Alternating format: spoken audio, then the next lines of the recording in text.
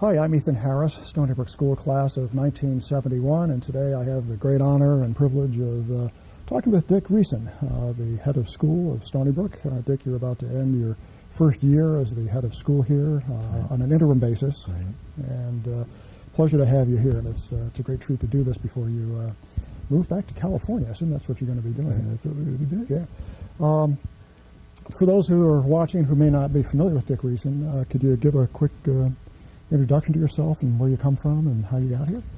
Yes, happy to do that. Thanks, by the way, Ethan, for excuse me, allowing me to do that. It's a privilege. I'm a native Californian, and so is my wife. We have lived in California, Southern California. I think now it's the majority, certainly of our professional lives, but we've been elsewhere, either in the military or at graduate school or a year and a half in China, but most of the time we've lived, certainly in the last 20 years, in Southern California. Now, you obviously have a background in teaching and education, and have spent, I believe, 15 years as head of school out in California. We did. We were 15 years in Los Angeles, a little inner city school in northeast LA, and prior to that, we were there 5 years as teacher, administrator, both of us. Yeah, you've also been over to China. You were working at a medical school over there, and we were English teachers for a year and a half in northern China at a medical school. Yep, sounds great.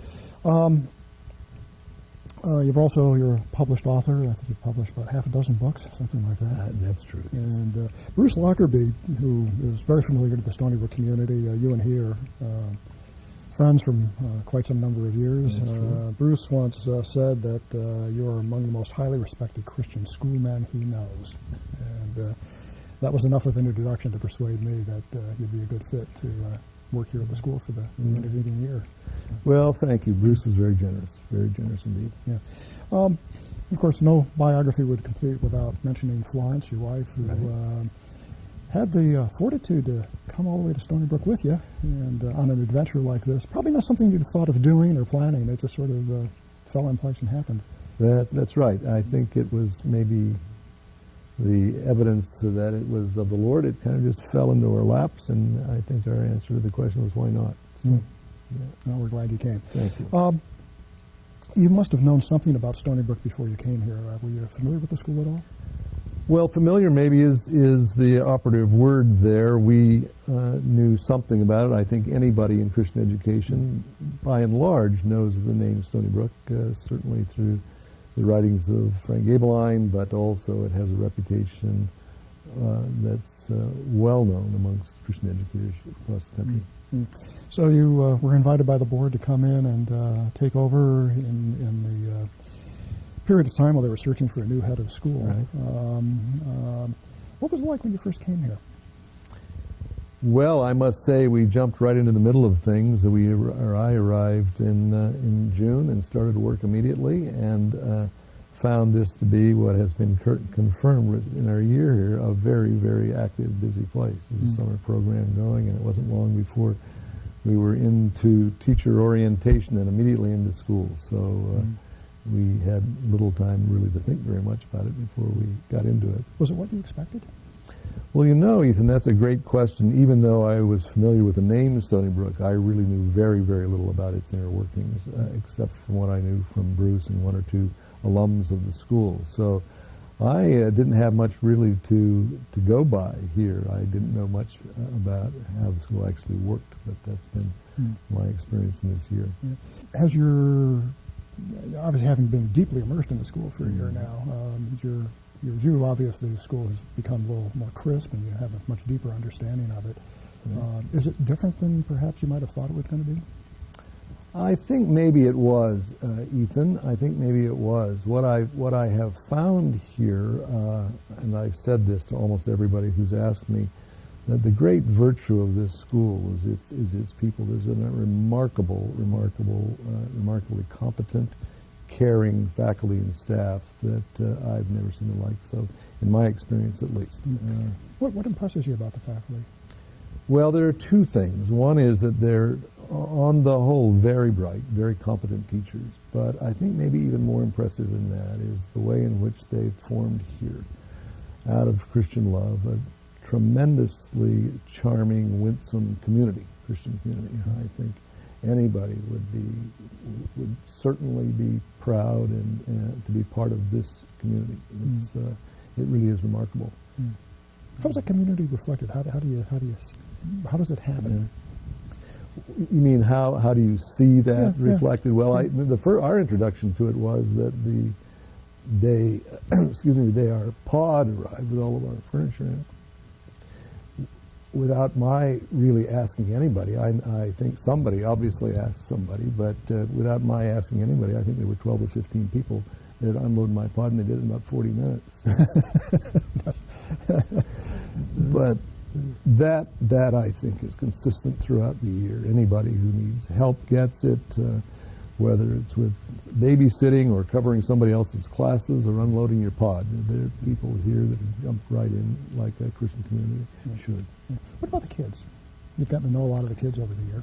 I have. Again, on the whole, very bright, very charming. I was with a number of them today, and they're very impressive. Every school, of course, has got its percentage of students who need lots of work, but by and large, Stony Brook seems to attract both domestic kids and international kids who are quite up to the task that Stony Brook has set them. Do you have any favorite memories from the year?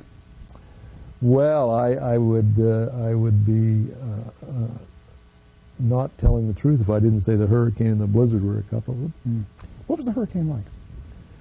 Well, I think Florence and I really saw it as kind of an adventure. We were at Grosvenor House out of power for, I think it was 10 days, and because we'd never experienced one before, we just kind of stood back and watched it all happen. We were concerned, of course, for the kids who were out of power almost as long as we were, but as I say, it was just kind of a big adventure for us. Now, you were able to keep the school open and operating during that period? We were. I think we were 2 days out of the classrooms, but the fortunate thing about this was, it was really remarkable, the power came on in the classrooms before it came on anywhere else. So it turned out that they were the warmest places. So there was no trouble attracting kids to come to class. Their dorms were really colder than the classrooms. So you went through the hurricane. You had a massive cleanup job to do after the storm. Yep. How long did it take to pull the campus back together? Well, I think it was pretty much pulled back together by the time the power got on. And the power got on campus-wide, I think it was 10 days that it took. Fortunately, we had some generators where we could hook up the dorms, and we in our house had one, I think, for 2 hours a day, a little generator for a couple hours a day. You get enough hot water to shower and so on. Sure. Then you also have the blizzard. Now, West Coast people don't know what snow is. Well, maybe you do if you go up in the mountains. Right. But have you seen one like that before? No. There's plenty of snow in California, in the mountains, as you said, but we've never seen 30 inches in one night. So that was likewise a bit of a treat, but then I only had to shovel it for 1 day. So And that was enough, huh? it was great fun, really. There were a number of people out there. It was a kind of community exercise. Make you homesick for California. Let's talk about the school itself. One of the quintessential questions every parent that comes in with a kid who's looking at schools asks the question, why Stony Brook? What is it that makes the school so special and different and unique in your view, having been here for a year? Good question, Ethan. It is, of course, what I've already intimated, the love and the care and the attention that's given to all students, not only academically, but certainly spiritually and socially in every way. As I said, I've never seen a faculty so caring for its students. And, of course, along with that, there is the academic part of this. And Stony Brook, as I said, is known for its academic rigor. But maybe most important is the attempt to put those things together. That is what Christian educators now often call the integration of faith and learning. And for me, that's the important thing. I think maybe we've got a little bit of work to do on that, but we've got people here who are quite up to the task of putting together a deep, rich Christian faith and a thoroughly rigorous academic education. That was Frank Gabeline's fundamental thesis as he built the school in the early years. That faith be integrated with education. Now, obviously, you've read Dr. Gabeline's books, All Truth is God's Truth, and Christian Education and Democracy, and, and so on. How well do you think the school today tracks what he was trying to accomplish? Well, Frank Gabeline gets enormous credit for being a pioneer in what is now pretty au courant. It's now the up-and-coming thing in Christian schools. What's remarkable about Frank Gabeline is that he said it so early on. And I think we're doing pretty well at this. I think, as I said, we maybe could do a little bit better, but so could everybody. And that is nothing against anybody here. It's just a very tricky business to try to put faith and intellect together. I think if you were to travel around the country and visit schools, you'd see that they tend to do one or the other. They tend to be very academic with very little interest in the spiritual life, or they tend, in the schools that I've been associated with, to be very interesting in evangelization, but not very good often at academics. And that's been the reputation of Christian schools around the country. Everybody's getting much more sophisticated about this now. But as I say, Frank Gabeline and Stony Brook were well ahead of the curve on this, thanks to books like The Pattern of God's Truth and so on. Why is it so important to have that blending in today's world? Well, because the mind is so terribly important. People like Chuck Colson and others have been talking about Christian worldview also for a long, long time. The way we view the world, either through a Christian lens or some other, and we all have a worldview, determines the way we think about pretty important issues, not just the easy ones, or supposedly easy ones like abortion or euthanasia or whatever, but about everything. And for Christians to be unable to put their Christian faith into what they think about major issues, I think leaves us really very, very vulnerable. A number of people have said that the battle these days is for the mind. And I think there's a very important sense in which that's true. That doesn't eliminate, of course, the need for people to be born again, to be saved, to be Christians who know Christ.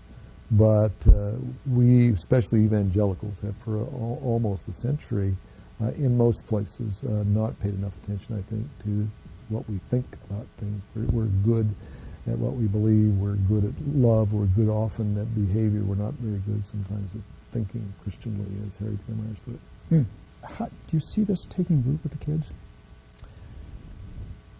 I wouldn't. I said a moment ago that I think we do have work to do in this, and I think we have work to do because, as I said earlier, it's a very difficult concept, not only for kids, but for teachers. And if we could get kids, even in a small way, to think Christianly, as it's now put, I think we would be doing an enormous service to look at the cause of Christianity in this country. Do you think Stony Brook is on track? I do, in this sense, Ethan. I think, in fact, just before we were talking, I was talking to a department chair who is pushing for this vision to be enlarged regarding faith and intellect. I think the horsepower intellectually is definitely here. We've got people who I think are quite capable of carrying the torch on this issue, and I frankly would love to be part of that, but I won't be part of it. That's for the next head of school to lead. What are you've obviously had some time with Josh as you're doing the transfer and bringing him up to speed on things. What's your impression? He seems to be a very capable young man. I talk with him usually on a weekly basis. We have talked about a lot of things, and I think he's certainly on track to take over, hitting the ground running when he gets it. Okay. What's your best hope for the future of Stony Brook? My best hope for the future of Stony Brook, Ethan, is to do exactly what you intimated a moment ago, which is to enlarge, maybe is the best word, the vision of its founder, perhaps especially as it's articulated in his writing. Mm-hmm. I think the school could be a national leader in this effort. And I think, frankly, that a lot of schools are looking to Stony Brook for that kind of leadership because it has a reputation, as you said, along these lines. So we need to get on to the mission, which is exactly the right mission, get everybody behind that here, which I don't think will be too difficult to do. Good. Put yourself 6 months out in the future. You're back home again and reflecting back on your experiences here. What's the takeaway for Dick Resien? Well, the school I came from, Ethan, was a very, very different place. It was a largely low-income, largely ethnic school, as I said, in northeast Los Angeles. So in many, many ways, it was very, very different from this school. What I have learned is to be able to, I've learned how to see Christian education as a whole by being in a school that was very, very different from mine. My school in Stony Brook, very, very different. And I suppose most schools are somewhere in between. So I've had an enormously educative experience here, learning from some of the really good teachers who are here and watching it work. It's been tremendously helpful for me in my understanding what's going on nationwide in Christian education. Yeah, that smells like another book in the works. Well, it might be. What's next for Dick and Florence? You're heading home, obviously. We are, and I don't know really. We didn't expect to come here, so I'm trusting that we'll be going some other unexpected place here later on. I think we'll go home and spend some time thinking and resting, and maybe, who knows, writing a little bit. I'm not sure, but we look forward to whatever the Lord has for us next. Well, I want to say thank you for taking the time to talk today. I thought it'd be important for the community to hear some parting words from Dick Resien. I know there are a lot of people, I've spoken with a lot of faculty members, my visits here to the campus, which are frequent, to hear them praise the work that you've done. You came in under some difficult circumstances, and the faculty was fragmented and so on. And you've done a very commendable job, perhaps more than that, to weld this community together and make them part of a whole. And I know there are a lot of people who are just itching to pursue the mission, just as you've described it. And yeah. Well, thank you. We've been very, very warmly treated. We do not regret, and we won't forget this experience. Yeah. Dick, thank you very much. Thank you.